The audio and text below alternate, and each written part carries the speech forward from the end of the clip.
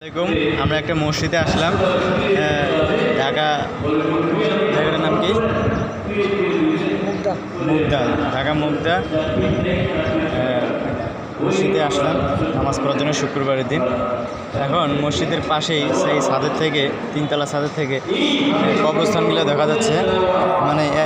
মানে এত মানুষ মারা গেছে, দেখেন কি অবস্থা। মানে সব নতুন কবর, মানে একটা দিনে যে কত মানুষ মারা গিয়েছে তার বলারও বাইরে। মানে এমনভাবে অবস্থা, দেখেন না, সব নতুন নতুন পল্লী এবং সব নতুন নতুন ঢাকা। তো এইভাবে প্রতি জায়গায় ওই দিকে আরও অবস্থা দেখা যেতেছে।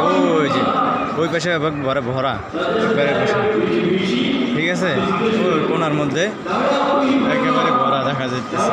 যাই হোক, আমরা যতটুকু দেখা পাইতেছি একটুকুর মধ্যেই এগুলো সব কিন্তু কবরস্থান, মানে প্রত্যেকটা কবর, তাই না?